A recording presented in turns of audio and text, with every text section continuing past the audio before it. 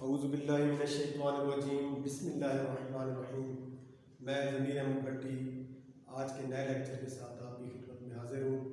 प्यारे बच्चों, हमने 1.3 एक्सरसाइज को पढ़ा था। उसके अंदर दो सवाल बहुत ज़्यादा इम्पोर्टेंट हैं एनुअल पेपर के हिसाब से। तो उनमें जो दो सवाल इम्पोर्टेंट हैं, एक सवाल आज मैं कर रहा हूँ, बाकी जो दूसरा सवाल रह जाएगा वो आप घर पे प्रैक्टिस करेंगे। तो वो सवाल क्या है, देखते हैं। सबसे पहले मैंने लिखा हुआ है एक इक्वेशन जिसका नाम है एक्सपोनेंशियल इक्वेशन। ये एक्सपोनेंशियल इक्वेशन क्या होती है, जिसको हम उर्दू में कहते हैं कुव्वत नुमाई मसाबात। In exponential equation variable occurs in exponent. एक कुव्वत नुमाई मसाबात के अंदर नामालूम मिकदार ताकत बन के सामने आती है, कुव्वत बन के सामने आती है, पावर बन के सामने आती है, एक्सपोनेंट बनकर सामने आती है। मैं इसकी मिसाल कुछ यूं दूंगा। हमने दो दर्जी मसावात के अंदर पढ़ा था, जिसकी जो स्टैंडर्ड फॉर्म थी वो कुछ यूं थी, 2x² plus 3x plus 2 is equal to 0। हम यहां देखते हैं कि नामालूम मिकदार की ताकत ज्यादा से ज्यादा 2 है, which is a constant term. ये एक मुस्तकिल रकम है, ये एक मुस्तकिल वैल्यू है, कदर है। लेकिन आज भी हम इस मसावात में देखेंगे, जो हम पढ़ने जा रहे हैं, इसके अंदर देखेंगे कि एक मुस्तकिल रुकन, एक मुस्तकिल अदद, एक मुस्तकिल कीमत की ताकत एक मुतगय्यर मिकदार होगी। मिसाल के तौर पर, मिसाल के अंदर देखें, मैंने लिखा हुआ है 3 की पावर x, यानी x एक मुतगय्यर मिकदार है जो पावर है एक मुस्तकिल कदर की, एक कांस्टेंट टर्म की। 9 की पावर 2x, x एक मुतगय्यर मिकदार है लेकिन पावर है एक मुस्तकिल मिकदार की। तो ऐसी मसावात जिसके अंदर मुतगय्यर मिकदार किसी मुस्तकिल मिकदार की ताकत बनकर उभरे, हम ऐसी मसावात को कुव्वत नुमाई मसावात कहते हैं, एक्सपोनेंशियल इक्वेशन कहते हैं। In exponential equation a variable occurs in exponent. मुतगय्यर मिकदार ताकत बनकर सामने आता है। यहाँ पर कुछ मिसालें भी दी हुई हैं। ये एक पहली मिसाल है। इसके बाद दूसरी मिसाल के अंदर भी देखें तो x किसी कांस्टेंट टर्म की पावर बनकर सामने आया है। तीसरी एग्जांपल को देखें तो इसके अंदर भी x मुतगय्यर मिकदार है लेकिन मुस्तकिल मिकदार की ताकत बनकर सामने आया है। तो प्यारे बच्चे, ये थी एक्सपोनेंशियल इक्वेशन, कुव्वत नुमाई मसावात की तारीफ। अब हम देखते हैं कि हमारी जो एक्सरसाइज 1.3 है, इसके स्मार्ट सिलेबस के मुताबिक हमारे पास सवाल नंबर 12 और सवाल नंबर 14, ये बहुत इंपॉर्टेंट सवाल है।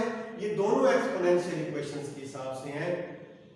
तो सवाल नंबर 14 मैं करना चाह रहा हूं, 12 की ट्राई आप करेंगे।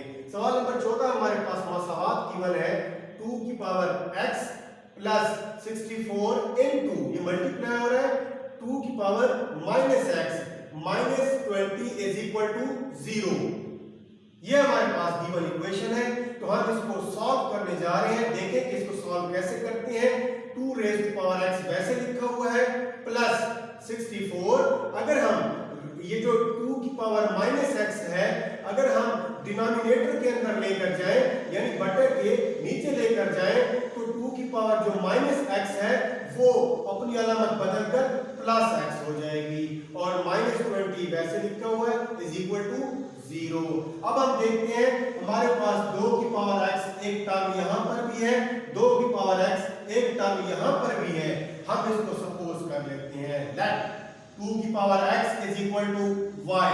आप इसका नाम कोई भी रख सकते हैं। 2 की पावर x को आप a का नाम भी दे सकते हैं, b का नाम भी दे सकते हैं, इसको आप अपनी मर्जी से कोई नाम रख सकते हैं। तो यहाँ पर मैंने इसका नाम y रखा हुआ है। तो अब जहां पर 2 की पावर x है हमारे पास इस इक्वेशन के अंदर, वहां पर हमने y पुट कर देना है।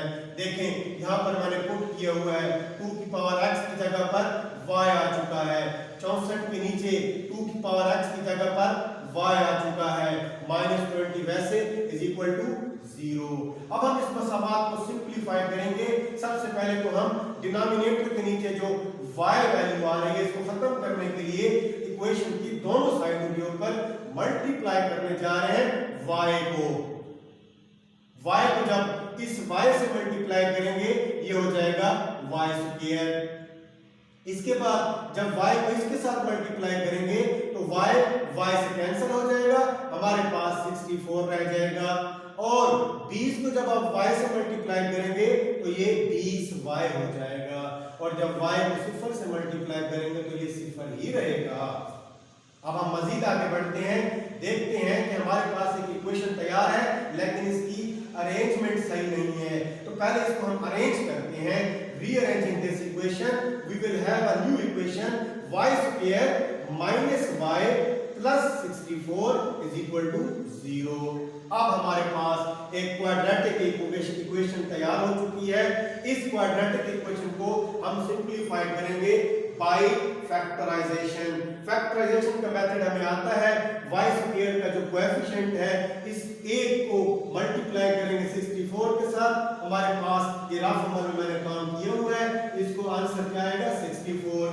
अब 64 के हमने फैक्टर्स बनाने हैं, लेकिन फैक्टर्स ऐसे होने चाहिए कि जिनको हम मल्टीप्लाई करें तो 64 आंसर आना चाहिए, लेकिन अगर हम उसको ऐड या सब्ट्रैक्ट करें तो हमारे पास उसका आंसर -20 आना चाहिए। तो देखते हैं क्या होता है, इसके फैक्टर्स बनाकर देखते हैं। सबसे पहले फैक्टर बनाने के लिए 2 3s are 6, 2 2s are 4, 2 1s are 3, 2 1s are 2 और हमारे पास 1 कैरी हो जाएगा 12 और 2 6 are 12। अब हमारे पास एक फैक्टर तैयार है 2 2s are 4, एक फैक्टर। दूसरा फैक्टर 16। अगर हम इसको मल्टीप्लाई करें तो 64 होता है, लेकिन अगर हम इनको ऐड करें तो 20 होता है, लेकिन प्लस का हमें चाहिए माइनस का। इसीलिए हम अगर 4 को साइन दे दें माइनस की और 16 को साइन दे दें माइनस की तो -4 मल्टीप्लाइड बाय -16 हमारे पास माइनस माइनस प्लस 4 को 16 से ज़ाब देंगे तो 64 आंसर आ जाएगा जो हमारा रिक्वायर्ड वैल्यू था। तो मल्टीप्लाई करने से हमारे पास आंसर आ चुका है 64। अब हम देखते हैं कि इसको ऐड करने से -4 -16 आंसर हमारे पास आ रहा है -20। तो ये हमारे पास मसला हल हो चुका कि जिसको मल्टीप्लाई करने से 64 भी मिलता है और ऐड करने से -20 भी मिलता है। अब हमारे पास जो फैक्टर तैयार है वो है -4 और -16। अब हम क्या करेंगे, -20y की बजाय इसकी जगह पर y square -4y -16y plus 64 is equal to 0 लिख देंगे। अब हमारे पास यहां पर y कॉमन आ रहा है, y दोनों में से कॉमन ले लिया तो मेरे पास यहां रह जाएगा y माइनस y बाहर चला गया 4 रह गया माइनस इन दोनों में से मेरे पास 16 कॉमन है तो 16 मैंने कॉमन ले लिया है। इसके बाद मैं देखता हूं कि 16 बाहर चला गया, यहां से सिर्फ y रह चुका है और बाहर माइनस की साइन होने की वजह से अंदर मुझे ब्रैकेट के अंदर साइन बदलनी पड़ेगी, ये मैथ का कानून है। तो प्लस से ये माइनस हो गया, बाहर 16 है इसीलिए 16 4s are 64, हम यहां पर 4 लिख देंगे इज इक्वल टू 0। अब हम देखते हैं दो टर्म्स तैयार हो चुकी हैं, एक ये और एक ये। इन दोनों में हमें वाज़ेह नजर आ रहा है y-4 कॉमन है, तो मैं इन दोनों में से y-4 कॉमन ले रहा हूं। ये देखिए मैंने कॉमन ले लिया।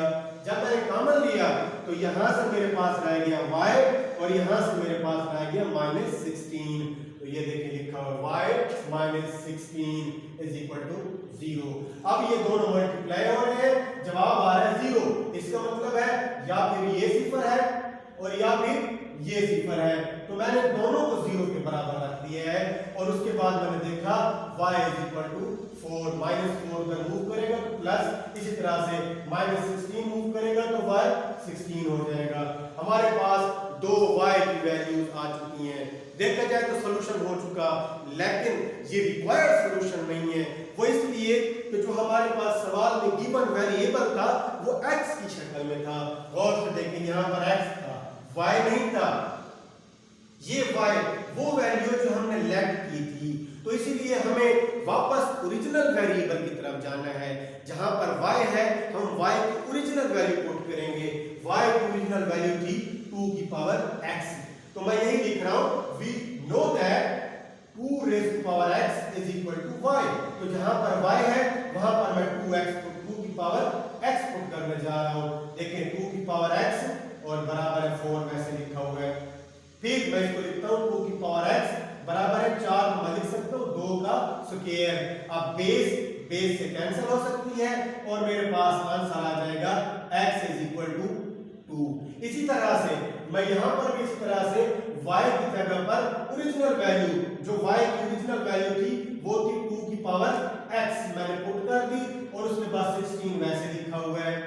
अब मैं इसको 2 की पावर x बराबर है इस तरह से लिखूंगा, 2 multiplied by 2 multiplied by 2 multiplied by 2। हमारे पास आंसर आता है 2 2 are 4, 4 2 are 8, 8 2 are 16।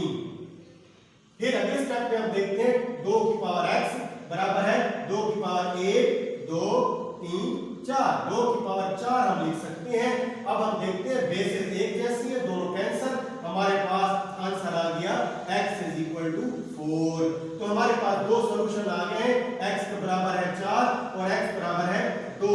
अब हम इन दोनों को सॉल्यूशन सेट में लिख देंगे। s इज इक्वल टू, पहले 2 लिखेंगे वैल्यू छोटी और उसके बाद बड़ी वैल्यू लिख देंगे।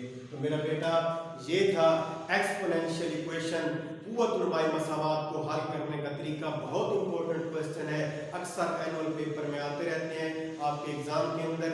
आप भी इसकी अच्छी तरह से मशक करें, इसकी तैयारी करें। कोई मसला हो तो मुसलसल आप राब्ते में हैं। एक बच्चे ने मुझसे राब्ता भी किया था कि एक्सपोनेंशियल इक्वेशन के हवाले से कुछ समझा दें, तो आज मैंने मुनासिब समझा कि ये सवाल भी इंपॉर्टेंट है तो आपको समझा दिया जाए। तो बच्चों जिसको बात समझ ना आ रही हो, कोई सवाल कोई स्टेप मुश्किल हो रही हो, तो इदारे के नंबर के ऊपर राब्ता करके या मुझसे भी राब्ता करके अपने मसले को हल करवा सकते हैं। अल्लाह आपको आमीन।